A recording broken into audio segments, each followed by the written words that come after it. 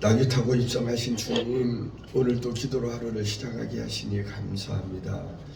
예수님의 예루살렘 입성이라는 제목을 가지고 예배를 드릴 때에 시종일관 주님 성령께서 맡아 주관하시고 이 예배를 통해 하나님 홀로 영광 받으시고 저에게는 은혜와 기쁨의 시간이 되게 하여 주시옵소서. 예수님 이름으로 기도하였습니다. 아멘. 오늘 우리가 같이 읽은 그 성경 말씀은 마태복음 21장이었습니다.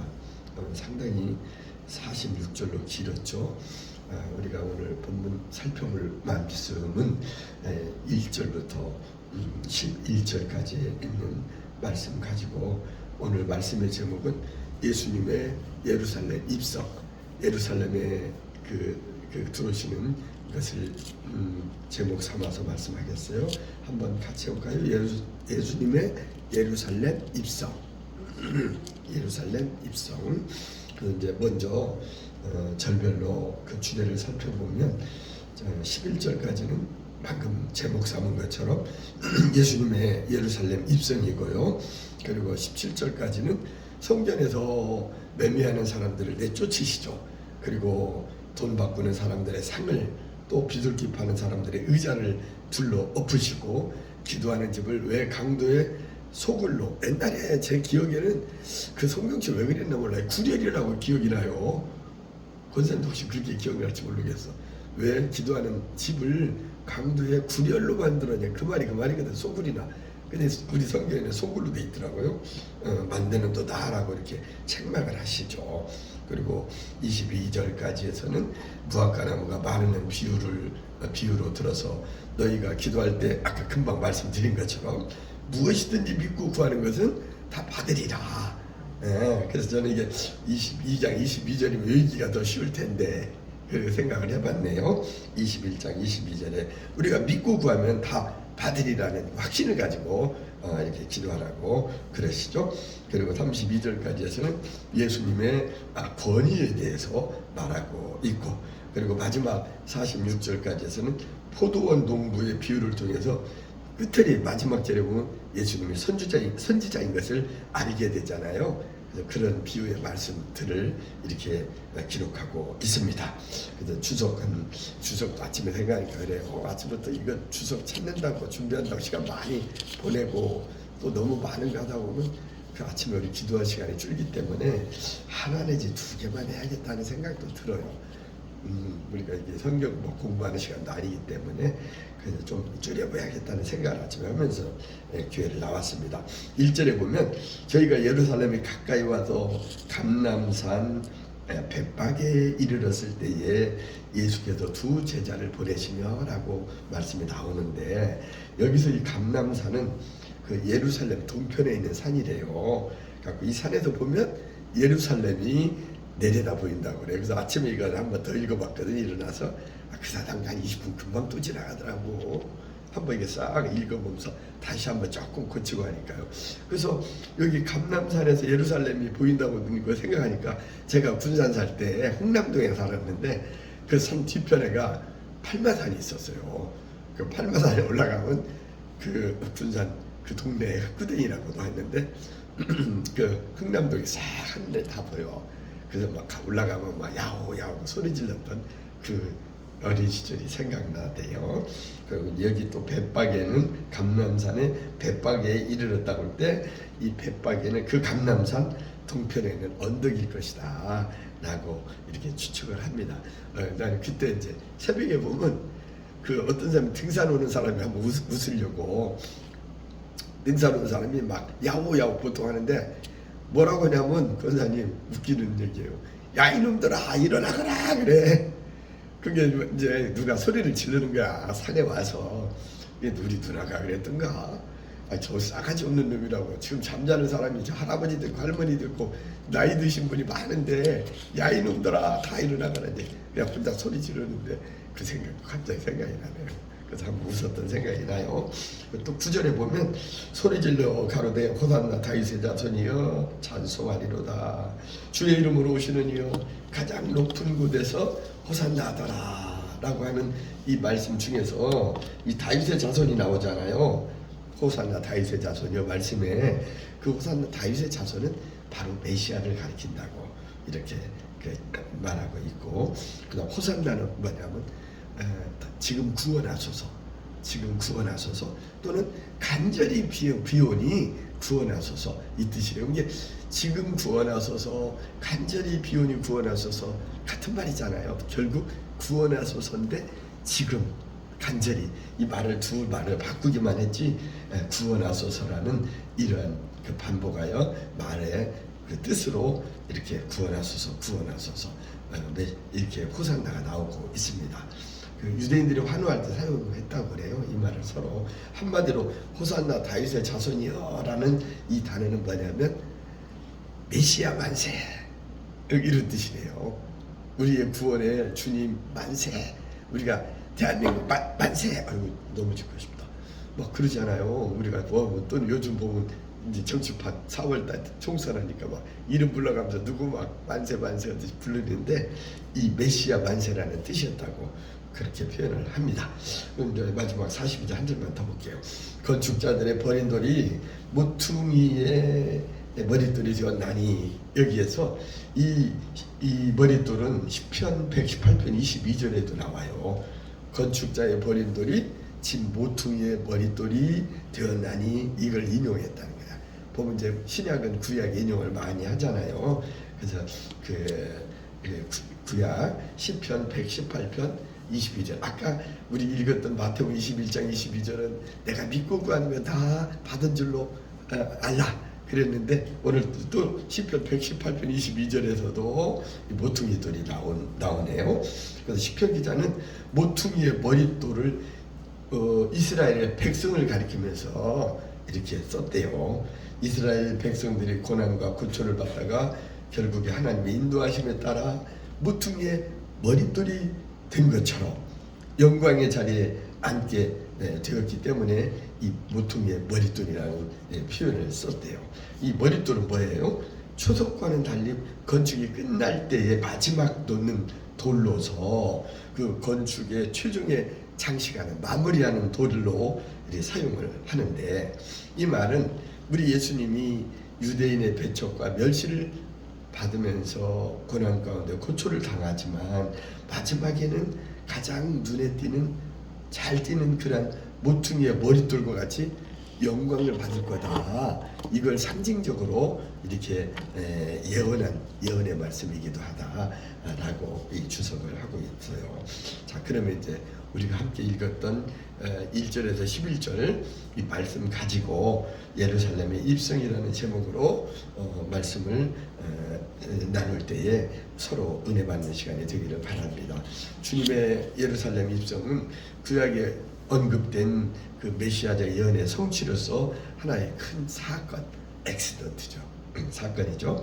우리 주님은 어떻게 입성했고 또 입성할 때 그 분위기와 또 예루살렘의 그 반응은 어떠했는지 세 가지로 한번 살펴볼게요. 첫째는 이 주님은 어떻게 입성했냐면 걸어서 입성한 게 아니라 나귀 타고 입성을 했어. 재밌어요. 나귀를 나는 잘 못 봤는데 뭐 실제 보지는 잘 못 온 것 같아요. 여기 5절에 보니까 시온 딸에게 내 왕이 내게 임하나니 그는 겸손하여 나귀 곧 멍에 매는 짐승의 새끼를 다투다 라고 하라, 이렇게 말씀처럼 주님이 어린 나귀를 타고 입성하신 것은 이미 수백 년 전에 선지자 스가랴가 그걸 예언을 했더라고요. 스가랴가 일반적으로 평화의 상징은 우리가 뭘 기억해요? 비둘기를 평화의 상징으로 우리는 많이 알고 있는데 이 당시 나귀도 하나의 평화의 상징이었다고 합니다. 그리고 이스라엘의 역사적 사건들을 회고해 보면 주님의 입성하시는 그 모습은 마치 전쟁에서 승리한 군사와 같이 당당한 승리의 개선가를 부르며 입성하는 그러한 모습이었다고 합니다. 이 승리는 십자가의 죽음과 그리고 부활을 통해서 구체화되었다는 것도 우리는 알아야겠어요. 그래서 이거에 관련된 찬송이 뭐 없나 하고 찾아봤더니 142장 시온에 오시는 주님, 이걸 내가 한 번도 안 불러서 못 부르겠더라고요.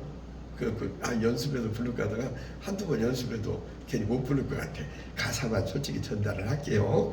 그 142장 보면 시온에 오시는 주인데, 이 찬송은 종려주일 찬송으로서 오늘 우리가 읽었던 마태복음 21장 9절에 호산나 다윗의 자손이여 찬송하리로다, 이 말씀의 근거에서 지어진 찬송으로 이 1절 가사를 보면 이렇습니다. 시온에 오시는 주 호산나 찬송하며 두 손 들고 기쁨으로 내 주를 맞이하리. 겸손히 낙이 타고 오시는 우리 주님 오시는 날 내 주를 소리 높여 호산나 찬송하리. 이게 다 그 말씀, 참 이 찬송가 작사한 사람이 참 잘했어요. 그 말씀을 그대로 인용을, 거의 말씀 그대로 인용하면서 겸손히 낙이 타고 그 주님 오시는 날 우리는 소리 높여 호산나 찬송하다. 이 찬송을 한번 저 개인적으로 한번 불러보고 싶습니다. 혼자 배우고 싶어요. 한 번도 안 불러봤던 찬송이야. 교회 이 오랜 신앙생활하면서 교회에서는 한 번도 안 불렀던 거. 이게 이제 목사님들도 성도들이 모르는 곡을 부르면 저희 안 되잖아요. 노래가 잘 안 되잖아요. 그게 안 부르다 보니까 이게 몰라. 저도 한 번도 안 불러서 모르겠더라고요. 근데 가사는 너무 잘 맞는 노래예요. 자, 그럼 이제 첫째는 낙이 타고 오셨다는 거고, 둘째는 수많은 사람의 환성 속에 환호를 받으면서 입성을 했습니다. 주님께서 예루살렘에 들어오실 때에 수많은 사람이 소리를 지르면서 환영을 했는데, 그 보면은 저도 지금 이제 대통령 됐잖아요. 윤석열 씨. 이 사람이 대통령 될 때 제 아는 지인이 그 윤석규라고 외교관이에요. 지금도 한평 사는데 저하고는 좀 이렇게 잘 친하게 지낸 사람이에요. 자기 이제 사촌 형이래요. 동생이래. 윤 대통령이 나이가 더 많으니까. 그럼 저한테 한번 와달라고 부탁을 해요. 그러면서 그 윤봉길 그 기념관 거기서 출정식을 하니까 와달라고 갔어요. 갔더니 사람이 제법 많이 모였더라고요. 그래갖고 이제 윤석열 씨가, 그때는 윤석열 씨지 뭐, 그 기념관에서 이게 탁 나오니까 많은 사람들이 막 소리 지르고 환호하고 그런 거야. 윤석열 막 대통령 윤석열 이런 식으로 내 기억에. 그래서 그 이걸 보니까 그 광경이 생각이 나요. 대통령이 입성할 때 막 많은 군중 속에서 환호하며 환영을 받으며 입성했던 것처럼, 그래서 야 대단하다. 전국에서 많이 모인 거예요. 그 저한테도 전화로 온 거야. 와서 그 마지막에 이제 좀 기념사진 하나 찍으라 그러더라고요. 근데 안 찍었어. 그 정치판에 이렇게 끼는 게 그냥 좀 싫었어요. 근데 그때 찍었으면 모르죠. 혹시 좀 도움이 된다. 도움 될 것도 없어요. 그 후에도 저 대통령 되기 전에지만 악수도 하고 했는데 서로 친하지 않으니까 개인적으로는. 근데 이거 보니까 이렇게 그 당시 생각이 나요. 이 예수님이 입성할 때 모습하고. 저도 여기 시장 출마해봤잖아요. 그 많은 사람이 아니라 어떤 사람은 마치 그냥 시장 된 것처럼 시장님 이런 사람도 있더라고. 식사할 때 보면. 그래요. 아마 정치하는 사람이 그 맛에 떨어져서 또 하고 하는가 봐요. 좀 기분 좋더라고요, 솔직히 사람이. 참고로 그랬다는 얘기를 하는 것이고, 우리 주님이 입성할 때 그 환호와 환성은 하셨지만은, 그런데 대부분의 사람들은 예수님이 누군지를 정확히는 몰랐다는 거야. 그 이적과 기사, 기적 등 이러한 놀라운 일들을 많이 베푸는 그 주님의 어떤 여러 가지 교훈, 이런 가르침을 통해서는 들어서는 알아서 그냥 덩달아서 많은 사람이 와갖고 막 그 예수님을 환영하고 환호하고 이렇게 했지만, 실질적으로 주님이 막상 주님이 저기 이제 할 때는 막 십자가에 못 박으라고 소리 지르고, 결국 그 사람들이거든요. 막 따르고 막 박수치고 뭐 이렇게 막 호산나 다윗의 자손이여 막 이렇게 아까 얘기했던 메시아 만세 막 이렇게 했던 사람들이 결국은 주님을 못 박으라고 소리 지르고 이렇게 돌변해 버린 거란 말이에요. 그래서 이걸 정리하다 보면서도 야 맞아, 세상의 사람들은 다 믿을 수가 없어. 어떻게 언제 어느 순간에 어떻게 변할지 모르고 하기 때문에 믿음은 큰 거 다치겠다. 봉변당한다. 이런 아침에 봉변당하는 거 하나 추가로 썼어요. 쓰다 보니까 긁고 다친다 보다 봉변도 당하겠구나, 그런 생각을 해보면서 오직 우리가 믿을 분은 하나님 한 분, 주님 한 분밖에는 없다. 변치 않는 주님의 그 약속을 지키시는 신실하신 주님인 것을 다시 한번 확인해 보았습니다. 어쨌든 그 예수님이 입성할 때는 수많은 군중들의 환호를 받으면서 입성했다는 게 그 주님 그 입성할 때, 나귀 타고 입성할 때 모습이고, 마지막 셋째는 예수님의 입성의 그 당시에 그 예루살렘 분위기는 소란스러웠어. 소동이 막 일어나고 난리 났대요. 그래서 그리스도의 생애와 관련해서 예루살렘에 2번 소동이 있었는데 뭐냐, 어느 때냐면 한 번은 주님이 탄생했을 때, 그때도 요란했는가 봐요. 그리고 두 번째는 입성할 때, 나귀를 타고 예루살렘에 입성할 때 이렇게 소동이 있었다라고 그럽니다. 우리 주님은 이러한 소란한 가운데서도 묵묵히 주님이 맡은 바 사명을 잘 감당하고 수행을 하셨습니다. 세상의 요란한 소동이 그 주님의 하나님이 명령했던 그 어떤 그 직분, 하나님의 사명, 해야 할 일들을 묵묵히 잘 감당했던 우리 주님이었습니다. 이제 말씀을 마치겠어요. 우리 주님이 입성할 때 예루살렘의 그 모습은 어땠냐? 나귀를 타고 입성했고, 또 그 환영을 받으면서 이렇게 그 입성을 했고, 그리고 예수님의 입성은 그 예루살렘의 큰 소동거리였다. 그 소동은 두 가지가 있었다겠죠. 하나는 예수님의 탄생할 때 소동이 있었고, 또 하나는 입성할 때 요란스러웠다라고 합니다. 시끌벅적했는가 봐요. 승리와 평강을 주시고 우리를 구원하시기 위하여 주님은 예루살렘에 입성하셔서 맡은 바 하나님의 그 맡겨진 모든 일들을 십자가에 매어 달려 돌아가시고 죽으시고 다시 살아나시고 승천하시고 다시 오마 우리한테 약속하고, 대신 내가 올 때까지 너에게 성령을 주마, 성령을 의지하고 살라 라고 말씀하면서 사도행전 1장 8절을 통하여 지상 명령으로 우리에게 유언을 했죠. 성령이 너에게 임하시면 너희가 권능을 받고 예루살렘과 온 유대와 사마리아와 땅 끝까지 이르러 내 증인이 되라고 하였습니다. 우리들은 주님의 이 명령을 기억하고 오늘 하루도 해가 밝으면 또 하루 우리가 일상생활 속에서 살아가는데, 우리가 죽어 지옥 갈 많은 영혼들을 구원하는 일에 우리가 우리의 모든 소임을 다하는 저와 우리 권사님 되도록 하면 좋겠다 싶네요. 죽도록 말씀을 마치겠습니다. 이제는 교회의 머리 되시는 우리 구주 예수님의 한량없는 은혜와 우리 아버지 하나님의 극진하신 사랑과 성령의 역사하심이 오늘 주님의 말씀을 기억하면서 주님을 본받아 잘 섬김의 도를 다하며 살기 원하는 우리 모두에게와, 그리고 가정과 일터와, 그리고 이 교회 위에, 그리고 이 나라, 이 민족 위에 우리 주님과 하나님과 성령의 역사하심이 지금 오늘부터 영원토록 함께 하시기를 간절히 축원하옵나이다. 아멘.